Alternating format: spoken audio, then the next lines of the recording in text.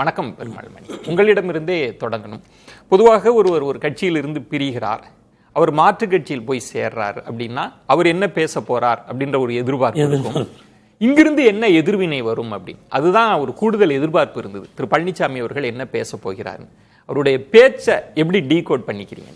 இல்லை, எனக்கு அந்த குற்றச்சாட்டு இப்போ ஏன்னா முதல்ல அந்த உரையவே ஐயா இபிஎஸ் எப்படி ஆரம்பித்தாங்கன்னா, ஐயா கேஎஸை மறைமுகமாக குறிப்பிட்டாங்க. அதாவது இங்கேருந்து ஒருத்தர் ராஜினாமா பண்ணியிருக்காரு, உங்ககிட்ட ஓட்டு கேட்டாரா, ஓட்டு கேட்க வந்தாரா, இப்போ ராஜினாமா பண்ணுறேன்னு சொல்ல வந்தாரா அப்படிங்கிற மாதிரி ரொம்ப எளிதாக குறிப்பிட்டுட்டு அதுக்கப்புறம் அரசு மீது சொல்ல வேண்டிய குற்றச்சாட்டுகளெல்லாம் சொல்லிட்டு அப்புறம் எல்இடியில் ஐயா செங்கோட்டையன் ஏன் கட்சியை விட்டு நீக்கணும் அப்படிங்கிறதுக்கான அந்த ஒரு 2-3 இன்டர்வியூஸ் என்ன அந்த டெவலப்மெண்ட்ஸை அவங்க ரொம்ப தெளிவாக அவங்க போட்டாங்க. ஆனால் அதில் எனக்கு ரொம்ப ஆச்சரியமாக இருந்த ஒரு விஷயம் என்னென்னா, நாங்கள் கோபியில் எங்களுடைய முதல் வெற்றி கொண்டாட்டத்தை கோபியில் தான் நடத்துவோம் அப்படின்னு சொன்ன அந்த இடம் எனக்கு ரொம்ப ரொம்ப ஆச்சரியமாக இருந்தது. என்ன காரணம்? ஏன்னா அது பொசிஷன் பண்ணிட்டார்ல.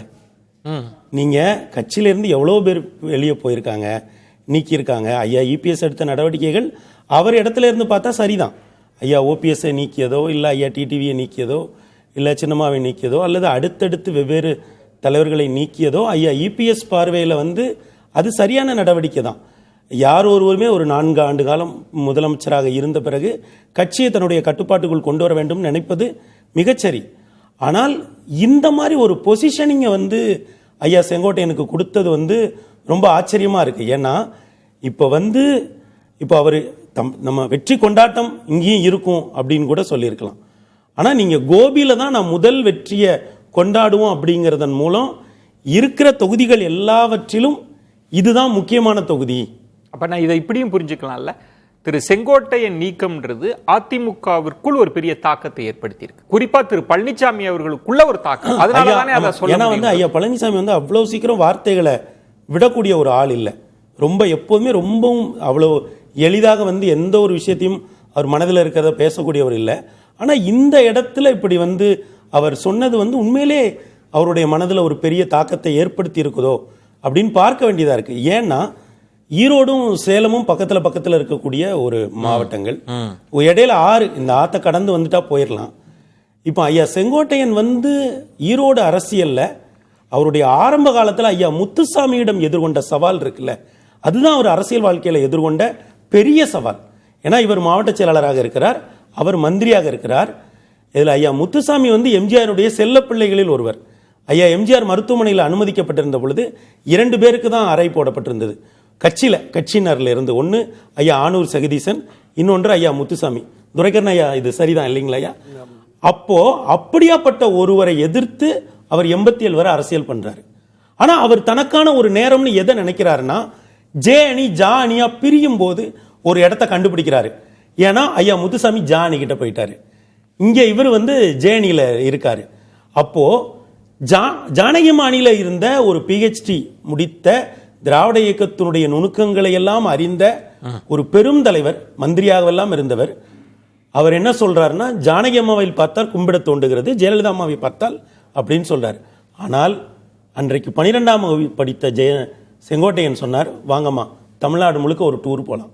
1988 செப்டம்பர் மாதம் தஞ்சாவூர்ல ஆரம்பிச்ச சுற்றுப்பயணம் ஒரு ஒன்றியம் விடாம, ஒரு நகரம் விடாம ஒரு டூர் மேப் அவர் போட்டார். 89ல் அஇஅதிமுக எதிர்கட்சியா உட்கார்ந்து. நான் ஏன் இதை சொல்றேன்னா, அன்றைக்கு எந்த விமர்சனங்களை தாங்கி கொண்டிருந்த ஜெயலலிதா அம்மாவை 29 அம்பாசிடர் கார் முன்னாடி போனா பின்னாடி ஜெயலலிதா அம்மாவோட வாகனம் வரும். இந்த இடத்தில் நீங்க திரு செங்கோட்டையன் அவர்களோட இம்பார்ட்டன்ஸ் என்ன, அவர் என்ன செஞ்சிருக்காருன்னு சொல்றீங்க, அது புரிய போய் தான் இன்னைக்கு ஐயா எடப்பாடி இன்றைக்கு இதுல ரெண்டா பாருங்களேன். திரு செங்கோட்டையன் அவர்கள் பதவி பறிச்சப்ப ஒரு பிரஸ் மீட், அது ரொம்ப எளிதாக கடந்து போன தன்மை இருந்தது. ரெண்டாவது அடிப்படை உறுப்பினர் பதவியை நீக்கினது, அந்த பிரஸ் மீட்டை பாத்தீங்கன்னாலும் எளிதா கடந்து போயிட்டாங்க. 10-11 விஜய் அவர்களோட சேர்ந்த பிறகு இம்பார்ட்டன்ஸ் அதிகமாயிடுச்சுன்னு சொல்ல வரீங்க சார்? நீங்க ரொம்ப அருமையா சொல்றீங்க. ஏன்னா அவர் கட்சியை விட்டு இதற்கு முன்னால் நீக்கப்பட்டவர்கள்லாம் நீதிமன்றத்தை நாடி வழக்குகளை நடத்தினாங்க. ஐயா ஓபிஎஸ் கூட வழக்குகள், பல வழக்குகள் இருக்கு. ஈவன் கரவேட்டை கட்டக்கூடாதுன்னு கூட தீர்ப்பு இருக்கு, ஒரு உத்தரவு இருக்கு. ஆனா ஐயா செங்கோட்டையன் அதை அரசியலா எதிர்கொண்டாங்க. என்னன்னா அஇஅதிமுகல இருந்து ஐயா டிடிவி நீக்கப்பட்ட போது, ஐயா அம்மா சின்னம்மா நீக்கப்பட்ட போது, ஐயா ஓபிஎஸ் நீக்கப்பட்ட போது, ஐயா வைத்தியலிங்கம் நீக்கப்பட்ட போது தாவேகாங்கிற ஒரு கட்சி இல்லை. ஐயா செங்கோட்டையன் நீக்கப்பட்ட பொழுது தாவேகாங்கிற ஒரு கட்சி ஒரு உருப்பெற்று அது நிக்கி. அதுக்கு ஒரு மாநில நிர்வாகிகள் இருக்காங்க, மாவட்ட நிர்வாகிகள் இருக்காங்க, கீழே கிளைக்கழகங்கள் இருக்கு. ஐயா செங்கோட்டையனை விஜய் தனக்கும் அடுத்தபடியா புஷி ஆனந்துக்கு இணையா போய் பிளேஸ் பண்றாரு. கோயம்புத்தூர்ல இறங்குறாரு ஐயா செங்கோட்டையன், 400 வண்டி ஈரோட்டுக்கு கூட்டிட்டு போகுது. எங்க அவர் அரசியல் வாழ்க்கையில இவ்வளவு வாகனத்தை பார்த்தது இல்லைங்க. 100 வண்டியில எங்க மாவட்டம் திருநெல்வேலி மாவட்டத்துல ஒரு பொதுக்கூட்டத்தை முடிச்சுட்டு தூத்துக்குடிக்கு 100 வண்டியில போனாரு. அவரோட வருவாய்த்துறை அமைச்சர் பதவி அன்னைக்கு பறிச்சுட்டாங்க.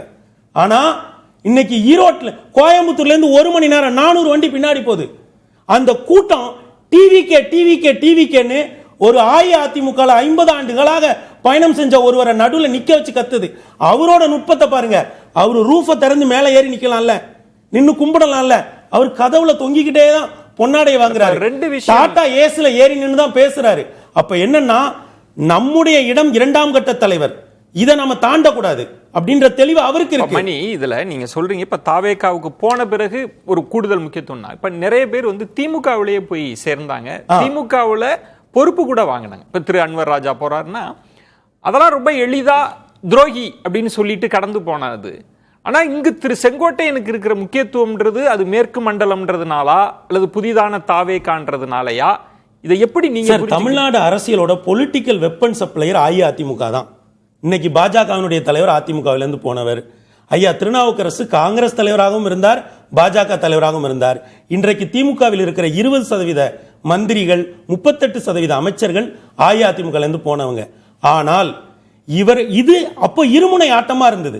திமுக அஇஅதிமுக. சார் இப்போ ஒரு 3வது பிளேயர் வராரு சார். அங்க குரு ஸ்தானத்துல போய் ஒருத்தர் நிக்கிறாரு.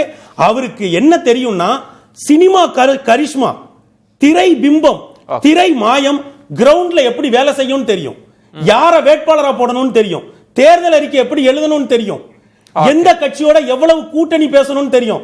சார் ஒருத்தர் வருவாரு, எனக்கு 10 சீட் வேணும் பாரு. ஐயா செங்கோட்டையன் சொல்வார், அண்ணே 1.5 சீட் தாங்காதே. அப்ப என்னன்னா, ஜெயலலிதா அம்மா, எம்ஜிஆர் ஐயா என்கிற இருவரும் திரை ஆளுமைகளோடு வேலை செய்த ஒருவர்.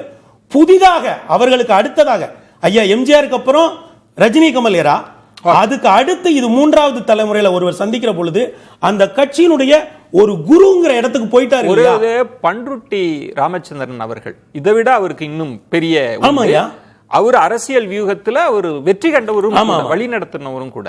ஆனா அவர் போய் ஓபிஎஸ் பார்த்த போது இருக்கிற பிரஸ் மீட் எல்லாம் பாத்தீங்கன்னா எல்லாருமே ரொம்ப எளிதா கடந்து போனாங்க. அவர் யாருங்க அப்படி ரொம்ப கடும் சொல்லல எல்லாம் சொன்னாங்க. அவருக்கு இல்லாத, அப்போது கிடைக்காத இம்பார்ட்டன்ஸ் தாவேகாவுல போனதுனால கிடைச்சிருச்சுன்னு சொல்ல வரீங்களா? சார் நீங்க 40 வயதுகளிலேயே அதிகாரத்துக்கு வந்தவர்கள் ஐயா கலைஞரும் அம்மா ஜெயலலிதாவும். அவங்க காலகட்டம் 1989 2016 காலகட்டத்தில் எழுந்த பல அரசியல் சக்திகளால அவங்க முறியடிச்சிருக்காங்க. 2017க்கு பிறகான காலகட்டம் வேற. அவங்க 2 பேருமே திரையில இருந்து வந்தவங்க. இன்றைக்கு முதலமைச்சராக இருக்கிறவரும் எதிர்கட்சி தலைவராக இருக்கிறவரும் திரை பின்புலம் இல்ல. சார் இப்ப என்னன்னா, ஒரு திரை பின்புலம் உள்ள ஒருவர்கிட்ட அதற்கு முன்னால் அந்த ஃபார்முலாவை வெற்றிகரமா 2 முதலமைச்சர்களிடம் இயங்கிய ஒருத்தர் போய் சேர்றாரு. அந்த இடம் தான் சார் முக்கியமான இடம். 2 விஷயம் பேசலாம் திருமணி.